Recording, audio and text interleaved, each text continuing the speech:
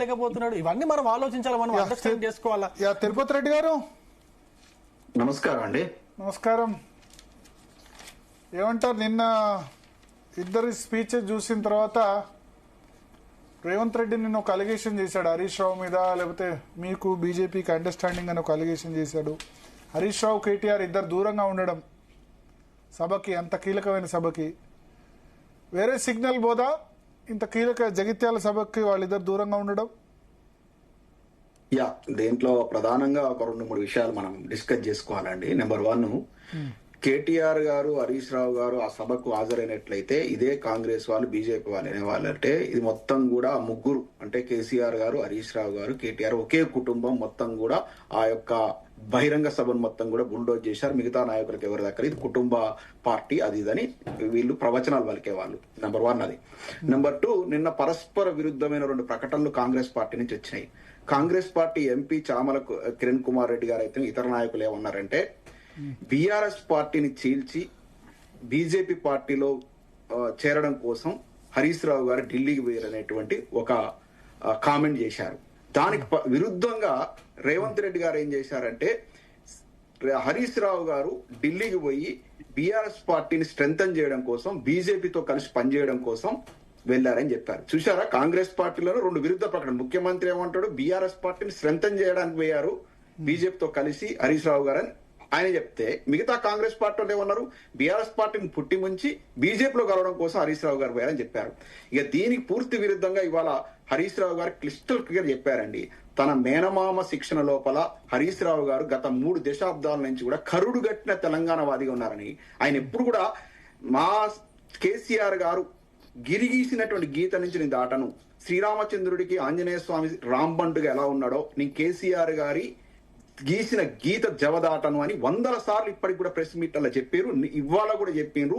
ఆయన కరుడుగట్టిన తెలంగాణవాది అండి హరీష్ రావు గారు. అతని యొక్క శీలాన్ని శంకించాల్సిన అవసరం లేదు. ఆయన తెలంగాణ కోసం మాట్లాడతాడు, తెలంగాణ కోసం కొట్లాడతాడు, తెలంగాణ కోసం సావనని వస్తాడు హరీష్ రావు గారు. కానీ ఆయన జాతీయ పార్టీల కాళ్ళ దగ్గర మోకరిల్ల రకం కాదు. ఇంత ముఖ్యమైన రోజు ఢిల్లీ ఎందుకు పంపించారు?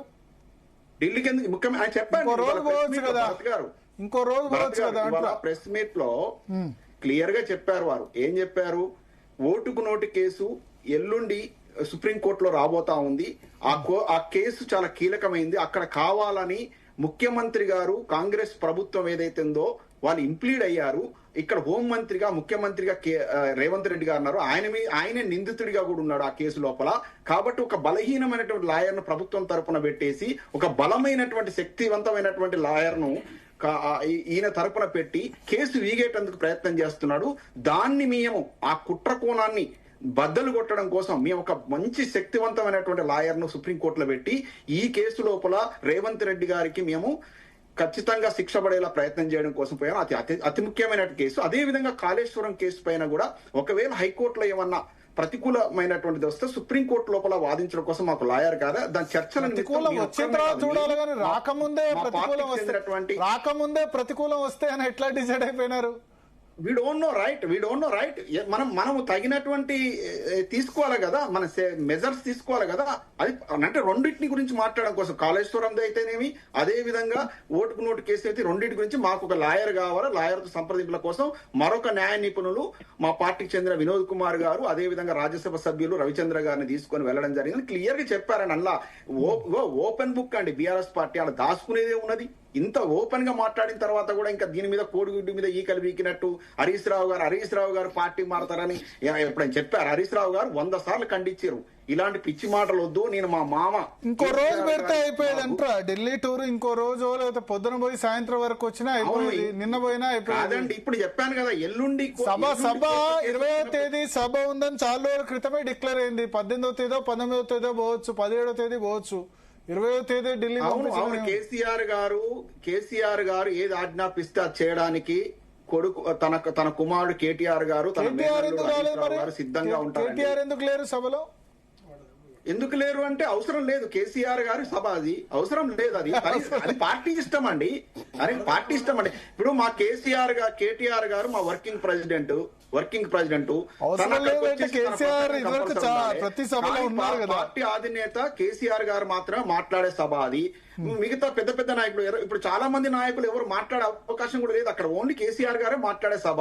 అక్కడికి వర్కింగ్ ప్రెసిడెంట్ గారు వచ్చి చేసేది కూడా ఏముంటది? అందుకని రావద్దు అనుకున్నా రాలేదు. పర్సనల్ థింగ్ అండి అది. దాన్ని ఏదో దాని మీద అవసరం ఎందుకంటే మరి నిన్న పర్సనల్ థింగ్ ఎట్లా అవుతుంది అంత పెద్ద సభలో? లేకపోతే పర్సనల్ థింగ్ ఎట్లా? నిన్న రేవంత్ రెడ్డి గారి సభకు మహేష్ కుమార్ గౌడ్ రాలేదు. ఉన్నాడు మహేష్ కుమార్ గౌడ్ ఉన్నాడు.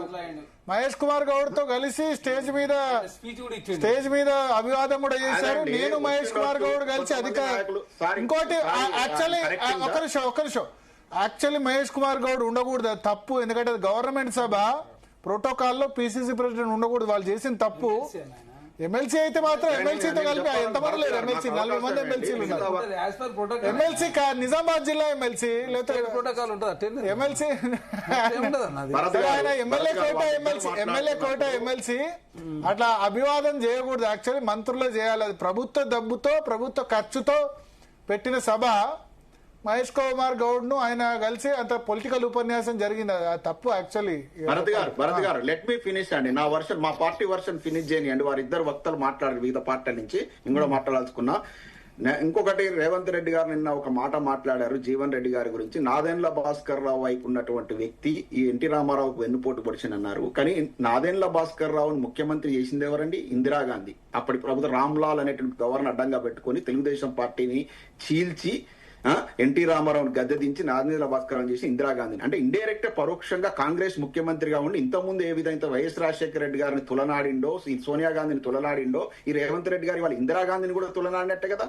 ఇందిరాగాంధీ గారి చేసినటువంటి చర్యను కూడా ఏంటంటే ఒక జీవన్ రెడ్డి గారిని కామెంట్ చేసిన అనుకున్నాడు కానీ పరోక్షంగా ఇందిరాగాంధీని కూడా ఈయన విమర్శించినట్లయింది.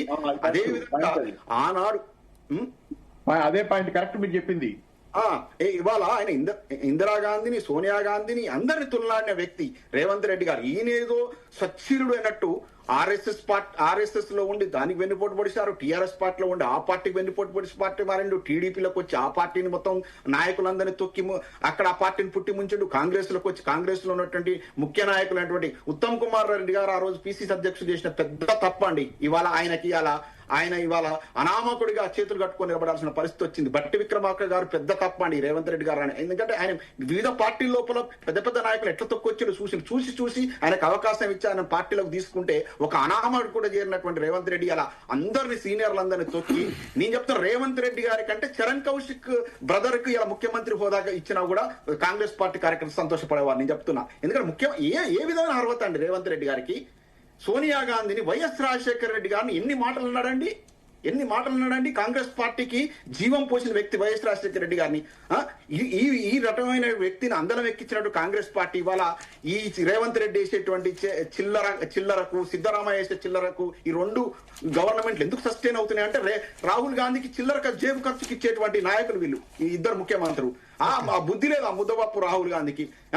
పొద్దున్న దానికనో కాంగ్రెస్ పార్టీ అని చెప్తాడు రేవంత్ రెడ్డి, సాయంత్రం కాగానే ఎన్డీఏ మిత్రులతో తిరుగుతాడు, చంద్రబాబు నాయుడు గారితో తిరుగుతాడు, వాళ్ళ ఎమ్మెల్యేలు ఎంపీలు ఇచ్చినటువంటి బిందులకు హాజరవుతాడు. సిగ్గు శరం ఉందా రాహుల్ గాంధీకి? పార్టీని పుట్టి ముంచుతున్నాడు రేవంత్ రెడ్డి గారు.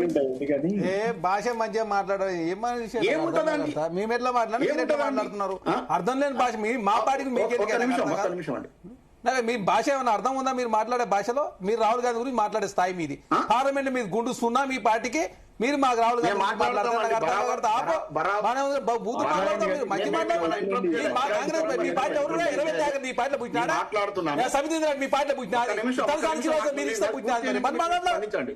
మాట్లాడడం మర్యాద లేదు, పద్ధతి లేదు. మీరు విదేశీ గడ్డలు ఉంటే అన్ని బూతులు మాట్లాడతావు.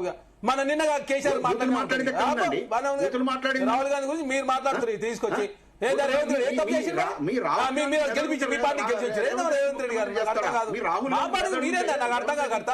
మీ పార్టీ గురించి మాట్లాడు. అది సందేహం చెప్తా దమ్ము లేదు మీకు. బూతులు మాట్లాడుతున్నావు, పద్ధతి లేదు. ఆపో బాగా ఉంది కానీ ఏం మాట్లాడుతున్నా నాకు అర్థం కాదు. రాహుల్ గాంధీ గారు బూతులు రేవంత్ నీ సొమ్ము కూర్చు కూడా మీ కేసీఆర్ గారి పార్టీ ఏమన్నా మీ ఏమన్నా చిల్చి మేమన్నా ముఖ్యమంత్రి అయినా? మా ముఖ్యమంత్రి తెలంగాణ రాష్ట్ర కాంగ్రెస్ పార్టీ వర్కింగ్ ప్రెసిడెంట్ కూడా ప్రెసిడెంట్ కూడా అధికారులు తీసుకొచ్చిండు. అది ఆయన దమ్ము. బీఆర్ఎస్ పార్టీ ఎమ్మెల్యే కూడా వచ్చింది కాంగ్రెస్ పార్టీకి. మళ్ళీ మాట్లాడతావు ఆపో. మరే మాట్లాడడం పద్ధతి ఎట్లా మాట్లాడు? మరి నోటికి ఏదో వస్తుంది మాట్లాడతావు నాకు అర్థం కాదు. ఆయన ఇందిరాగాంధీ ఏం చేసిన మరి ఎట్లా పోయింది చివరంటే సరే అక్కడ ఆయన గవర్నర్ గారు తప్పు చేసిన అనుకో, మరి ఎట్లా మేడం జీవనండి మరి మీరే పేద సంతకం చెప్తున్నారు. మరి నాకు అర్థం ఈ జనసైడ్ ఇచ్చి మరి మీ పార్టీలో ఉన్న వాళ్ళకి ఎటు పోయి మరి ఇలా జీవన్ రెడ్డి జనసైడ్ మిగతా నాయకుల పరిస్థితి మరి చెప్పరాదు మరి పేద మేము మైకు తర్వాత సిగ వస్తుంది అన్ని నాకు అర్థం మర్యాద మాట్లాడి నేర్చుకోండి మీరు. రాహుల్ గాంధీ గురించి మాట్లాడు. కాంగ్రెస్ పార్టీ 100 ఎంపీలు ఉన్నది ఈ దేశంలో 60 సంవత్సరాలు కాంగ్రెస్ పార్టీ బాధించింది. ఈ దేశం కోసం పెనతాంగం చేసిన కుటుంబం నుంచి వచ్చిన వాళ్ళు మీ కేసీఆర్ ఒకట తెలంగాణ రాష్ట్రం ఇచ్చింది సోనియా గాంధీ గారు. నాకు అర్థం కాదు. తిరుపతి రెడ్డి గారు ఒక మాట అన్నారు ఏంటంటే ఎన్టీఆర్ కు వెన్నుపోటు అన్నప్పుడు ఎన్టీఆర్ కు వెన్నుపోటు పడడంలో ఇందిరాగాంధీ కీలక. సరే ఎన్టీఆర్ కు ఆయన ఎందుకు పోటీ అనుకోండి, మరి జీవన్ రెడ్డి గారు ఎట్లా పార్టీ మారుతారు? ఆయన సచివులు కదా, నిజాయితీ పాడు కదా. అదే చెప్తున్నాం 40 సంవత్సరాలు కాంగ్రెస్ పార్టీ హరీష్ రావు కూడా పార్టీ మారుతాడు కదే. 40 సంవత్సరాలు కాంగ్రెస్ పార్టీ ఉన్న జీవన్ రెడ్డి మారినప్పుడు హరీష్ రావు కూడా మారుతాడు పార్టీ గదే తోడుతూ. నాకు అర్థం కాదు. ఇక మీరంతా ఇద్దరు చెప్తే కరెక్ట్. ఎనలిస్ట్ కూడా చెప్తున్నా అక్కడ కూర్చొని పేద మీరంతా ఆర్ఎస్ఎస్ టీఆర్ఎస్ అయితే మీరు ఆర్టికల్ రాసుకుంటే ఎవడవుతున్నాడు? నాకు అర్థంగా మర్యాద మీరు మా ఎనలిస్ట్ లాగా ఉండాలా? నాయకులు భాష జీవన్ ఓ అయిపోయిందట ఏంది జీవన్ ఏంది మా కేశవ్ గారు ఏమైనా లాగులు వదిలేదాకా కొడతాడు. ఏంది ఎవరిని కొడతావు? నిన్ను ఆల్రెడీ ప్రతిపక్ష నాయకుడు ఉంటే అసెంబ్లీ రాకుండా పారిపోతున్నావు. కాంగ్రెస్ పార్టీ ప్రశ్న దమా అని చెప్పే దమ్ము లేదు మీకు. అదే కాళేశ్వరానికి 36,000 కోట్లు రాష్ట్ర ప్రభుత్వం ఇన్స్టాల్మెంట్ రూపాయలు చెల్లించినాం. 11.5% తీసుకొచ్చి 70,000 కోట్ల అప్పు 7 లక్షల కోట్ల రూపాయలు చేసి 1,20,000 కోట్ల రూపాయలు కాంట్రాక్ట్ బిల్లు పెండింగ్ పెట్టిపోయి ఆరోగ్యశ్రీ ఇది లేకుండా విద్యార్థి రియంబర్స్మెంట్ ఇవ్వకుండా రిటైర్డ్ ఎంప్లాయీస్ కు అదే రిటైర్మెంట్ బెనిఫిట్స్ ఇవ్వకుండా 7 లక్షల డెవలప్మెంట్ ఇస్తాను మోసం చేసి దళితుల 3 ఎకరాలు ఇవ్వకుండా దళిత ముఖ్యమంత్రి చేయకుండా మైనార్టీలో 12% రిజర్వేషన్ ఇవ్వకుండా ఏందా ఒకటే ఉన్నా మీరు చేసిన పాపాలు. తెలంగాణను దివాలా తీసి మొదటి తారీఖు జీతాలు లేని పరిస్థితి నెట్టేసి ఇప్పుడు కాంగ్రెస్ పార్టీ మీద మాట్లాడతారు. నాకు అర్థం కాదు. ఏంటంటే డిపిఆర్ ఉందా? 13 రంగారెడ్డికి 26,000 కోట్ల రూపాయలు ఖర్చు పెట్టు డిపిఆర్ తీసుకున్నాం మనం అంటే 1,80,000 కోట్ల రూపాయలు ఖర్చు పెట్టి ఒక ఎకరా కూడా పారతలేదు. మంచిగా ఉన్న సెక్రటరీ గూల్స్ కడతారు మీకు వాస్తు కోసం, ప్రగతిమాన్ గూల్స్ కట్టుకుంటారు మీ ఇష్టం కోసం. మీరు మాత్రం తిరుమలంజోలో పాములు నిర్మించుకోవచ్చు. పేద చెప్తున్నారు అందరు కలిసి. మర్యాద లేదు, పద్ధతి లేదు. తెలంగాణ ఆగం చేసి లూటీ చేసి మీరు పెద్ద మర్యాద మాట్లాడడం మంచిగా మాట్లాడండి. మేము కాంగ్రెస్ పార్టీ ఎట్లా మాట్లాడినా మేము మర్యాద మాట్లాడతారే మీకు ఒక్కరికి వస్తుంది బూతులు మాకు రావేంది. మీరు బూతుల పార్టీ బీఆర్ఎస్ పార్టీ అందుకే కింద మాట్లాడతారు. మీరు భారత రాష్ట్రం బూతుల రాష్ట్రం మార్చుకోండి. మరి ఎవరవుతున్నాడు మీరు మీరే ఎక్కువ భాషలో మా భాష బాబారావు గారు చెప్తా. ఇప్పుడు ఈ బూతులకు సమాధానం మీరు చెప్పేది మీరందరూ వీళ్ళంతా బాగా కాంగ్రెస్ పార్టీ చెప్పొచ్చారు. అలా బూతులు 100 ఉన్నాయి మేము చూపిస్తాం. కేసీఆర్ బూతులు తీస్తే ఎవరైనా ఉంటారా అంటే నాకు అర్థం కాదు. బూసులకు ఆద్యం పోసి తెలంగాణ పరువు తీసింది మీరంతా కలిసి. మీరేదో మా కాంగ్రెస్ పార్టీకి ఉద్ధరిస్తున్నట్టు ఏదో తెలంగాణ అంటే ఆయన వచ్చిన ఆరోగ్యశ్రీ 5 లక్షలు ఆరోగ్యశ్రీ 10 లక్షలు చేయలేము.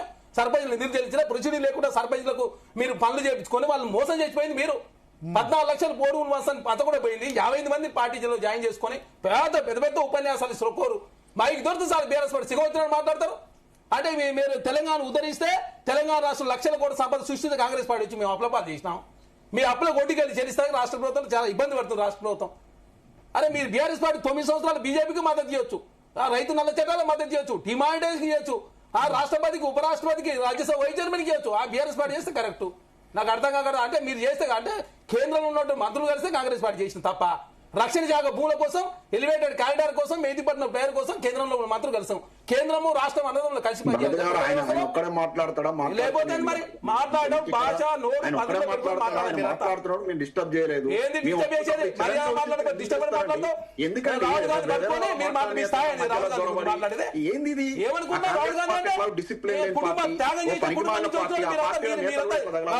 కాంగ్రెస్ తెలంగాణ రాష్ట్రం కౌశిక్ గారు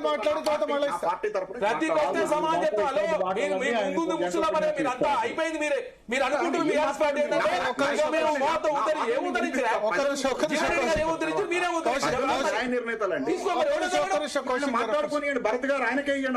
అంతే మరి మేమే తీసుకుంటాం. నేను అమెరికా కూర్చొని నువ్వు బూతులు మాట్లాడుకుంటూ ఊకుంటే విజయంలో కనపడుతున్నాం. భాష మర్యాద మాట్లాడి నేర్చుకోవాలి. తిరుపతి రెడ్డి గారు భాష మాట్లాడతారు పద్ధతి ఉంటుంది. వాళ్ళు మాట్లాడుతున్నారు. చరణ్ కౌశిక్ గారు ఒక్క నిమిషం. తిరుపతి రెడ్డి గారు, ఇప్పుడు మీరు రేవంత్ రెడ్డి గురించి ఏదో మాట్లాడరని ఆయన ఇంటర్ఫేర్ రేవంత్ రెడ్డి గారి గురించి రాహుల్ గాంధీ ఏందా మీరు ఉద్ధరించారు మీరంతా?